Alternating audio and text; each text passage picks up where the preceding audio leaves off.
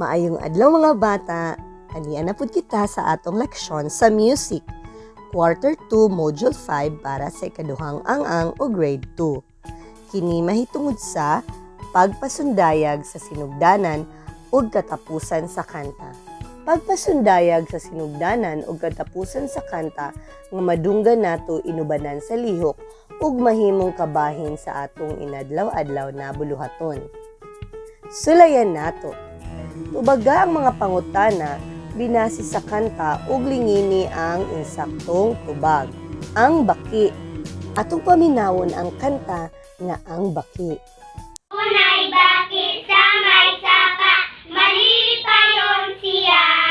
Gamay ilong dakog baba, kusog nga mong kanta. O gak gak gak, o gak gak gak, galangoy-langoy siya. O gak gak gak, o gak gak gak, himba uli siya. Karon, tubagan na ang mga pangutana. Unsay uluhan sa kanta? A ang sapa, B ang baki, C ang bao. Lingini lang ang letra.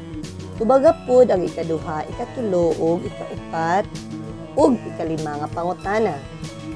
Magtuon kita. Pagpasundayag sa sinugdanan ug katapusan sa kanta o nagkalahi-lahing mga musical lines. Home tone, gigikanan sa tingog. Rest tone, paghunong sa tingog. End tone, katapusan sa tingog. Ang unang linya sa pulong mao ang sinugdanang tingog sa kanta. Ang tono mao ang tingog nga madungog. Magbansay kita.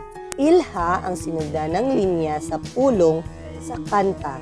Kolore kini og red. Ang katapusang pulong sa kanta kolore og lunhaw or green. Pauna ang kanta nga Ako si Takore. Sige, paminawon nato ang kanta.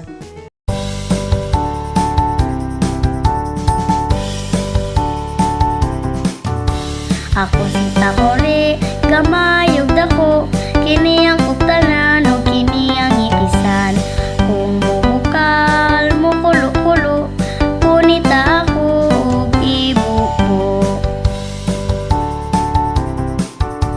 Ako si Takore, gamayog dako, kini ang uktanan o kini ang ikisan.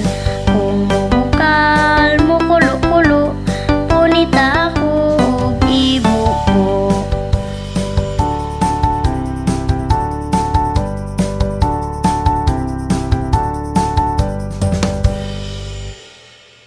Karon, kolori na. Magbansay pa kita.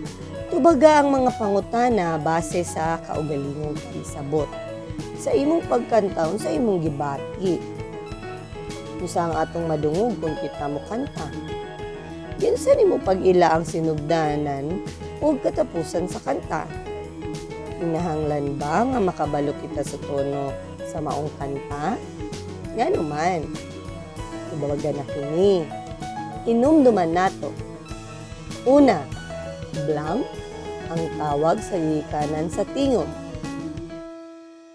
Kaduha, ang blank mao ang tingog nga madungog. Ikatulo, blank ang tawag sa katapusan sa tingog. Ikaupat, ang unang linya sa pulong mao ang blank sa kanta. Ug ikalima, ang paghunong sa tingog gitawag og blank. Tubaga kini. Susihon nato.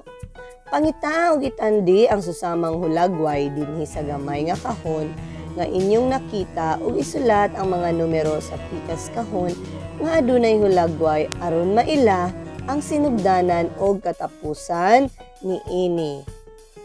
Isulat lamang ang numero diha sa kahon.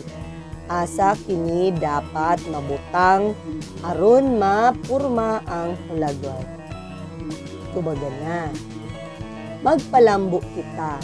Idibuho, pag-usab ang mga hulagway sa sinugdanan ug katapusan diha sa kahon. Anaa diha ang mga hulagway unsaon pag dako sa usa ka butterfly. So pangitaa, asa diha ang sugod nga mahitabo. I-drawing sa unang kahon. Man ang ikaduha, ikatulo, o ikaupat. Mamalandong kita. Ang pagtuon makahatag sa ato og kalipay, makahatag usab og dugang kahibalo. Congratulations, nahuman nimo ang mga tulumanon. Nang hinaot ko na magmadasigon pa ikaw sa paghimo sa mga tulumanon ug padayon pagbansay sa imong katapos. Daghang salamat. Bye-bye.